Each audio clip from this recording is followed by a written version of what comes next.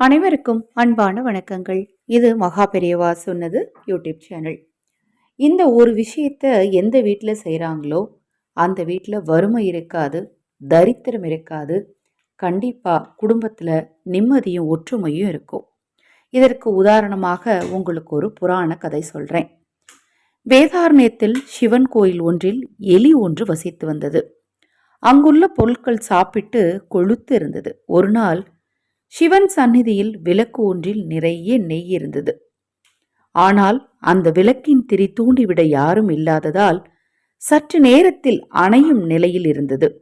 இதை கவனித்த அந்த எலி, இன்று நமக்கு நல்ல வேட்டை, அந்த விளக்கு சற்று நேரத்தில் அணைந்ததும் அதில் உள்ள நெய் அனைத்தையும் சாப்பிட்டு விடலாம் என காத்திருந்தது.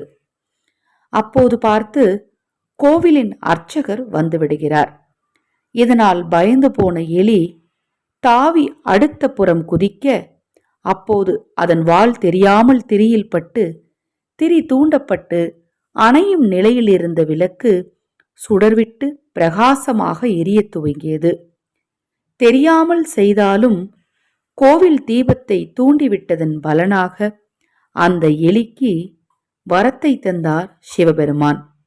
அந்த எலிதான் அடுத்த பிறவியில் மாபலி சக்கரவர்த்தியாக பிறந்து வாமன அவதாரத்தை விஷ்ணு எடுக்க காரணமாக அமைந்தது.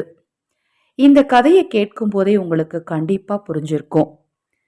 எந்த வீட்டில் தீபம் சுடர்விட்டு எரிகிறதோ அந்த வீட்டில் 30 தேவர்களும் மகாலட்சுமி தாயாரும் குலதெய்வமும் நிரந்தரமாக குடியிருப்பாங்க. காலை மாலை இருவேளையும் வீட்டில் தவறாது தீபம் ஏற்றுங்க. அதிலும் கார்த்திகை மாதம் முழுக்க நிலைவாசல் தீபத்தை மறக்காம வைங்க. நிலைவாசல் தீபம் ஏற்றும் முறை பற்றி அடுத்த பதிவில் பதிவு செய்கிறேன். இப்ப நான் சொன்ன இந்த கதையும் தகவலும் நிச்சயமாக உங்களுக்கு பயனுள்ளதாக இருக்கும்னு நினைக்கிறேன். நான் சொன்ன இந்த தகவல் உங்களுக்கு பிடித்திருந்தால் உங்கள் நண்பர்களுக்கும் உறவினர்களுக்கும் தவறாம ஷேர் பண்ணுங்க.